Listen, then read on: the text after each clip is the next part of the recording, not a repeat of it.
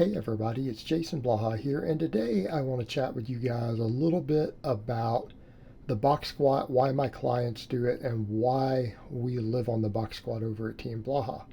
Now, I go through phases back and forth where you guys see me go a couple of months without doing any box squats, and I go back to doing box squats, but I generally use the box squat to build up my squat strength.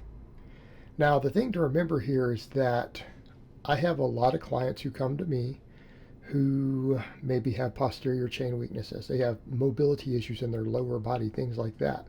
So I make most of my newer clients learn the sumo deadlift. And I make a lot of my clients eventually max on the sumo deadlift. And what I find is that the box squat will actually train this for them. And what I have is I get a lot of guys who they do not have the ability to use a wide stance on anything. They don't have the ability to use a wide stance. And therefore, they have underdeveloped muscles and they have mobility problems through their entire lower body. And by utilizing the box squat, we are able to train the sumo deadlift for them. Now, a lot of people will say, well, I don't care about training the sumo deadlift. Well, sumo deadlift will build your conventional deadlift. I mean, we saw the same thing with me, right? What did I do? I did nothing but sumo deadlifting and box squatting for almost a year. Then out of nowhere, I come in and I start pulling close to 600, then pull 605, 615 conventional. Okay. You guys haven't seen me hit a 600-ish, anything close to really 600 in many years. And I came in and built it off that. Same thing with my box squatting. I used the box squat to build my back squat. Once I got to where I could hit 502 on a 12-inch box, these videos are all an 11-inch box. This is a deeper box. It's harder. You can't use as much weight. It wasn't long before I hit a 522 back squat, then a 552 back squat. Okay, we can build our classic lifts off these things, but the box squat is really a foundational lift. It's a foundational lift. It teaches you control.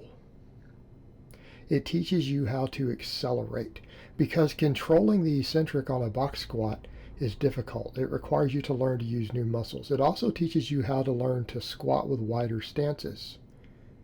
And the same thing, we start talking about a sumo deadlift. Well, a wider stance box squat and a sumo deadlift are essentially the same movement. But which one's easier to learn? It's easier to learn the box squat. Which one can we do with more total volume? Box squat also we can recover easier.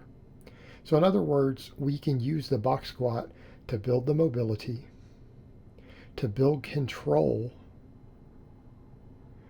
to learn how to both back squat in a way that's easier to recover from, and to learn how to sumo deadlift. And then we come back at another point. If we can learn how to sumo deadlift and then we build the corresponding muscles, you'll have a massive conventional deadlift, right?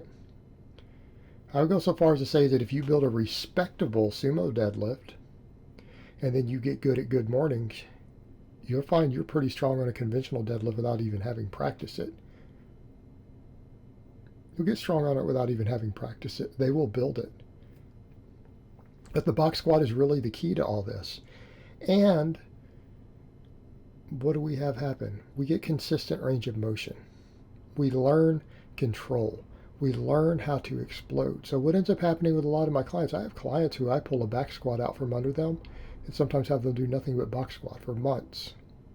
Then when I let them max on a box squat, I invariably find the first time I let them do a back squat again, it'll be 10 pounds heavier than their box squat PR. And I have lifters who are not genetically gifted, right? I have some guys who are pretty dang strong. I have some who are not. They don't have great genetic gifts, and so we fight for everything that they have. But I've taken clients who are sub 300-pound squatters and used the box squat to build their back squat. All right, I've taken a couple different clients who could not squat over 300 pounds, built their back squat up to where they could back squat something like 315 to 325 or a max, and then have them do a back squat. And the first time they do it, if they had hit a 325 on a box, they hit a 335 on a back squat. Okay. I have one lifter who we started that way, Started with a sub 300-pound squat. He could only deadlift around 315. Training the back squat and the sumo deadlift, we don't do any rep work on the back squat. He tests the max on the back squat about every 4 to 6 weeks. All right, he can now back squat 370. Purely from doing the box squat. Same thing, I've had him train nothing but sumo deadlifts, let him do a little bit of submaximal conventional pulling off of a deficit. Okay, now he's in kilos, so I've got to convert this. So I had him max on a sumo deadlift after doing this for a while. He hit 180 kilos. Now this is a guy who could only deadlift about 315 to 310 when we started. He hasn't done a heavy conventional pull.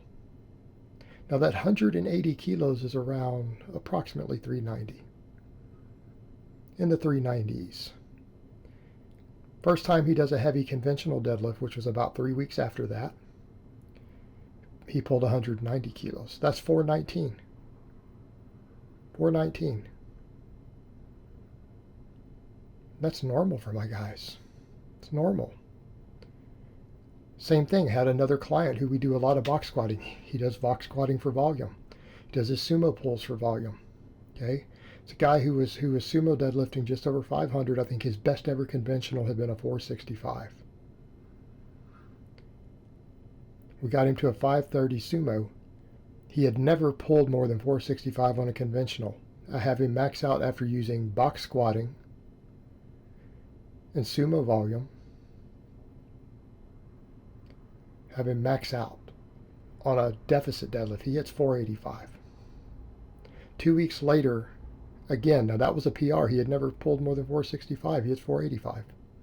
Have him ramp to a max on conventional. He pulls 500 easy. So he goes for another attempt, pulls a grindy 515, but locks it.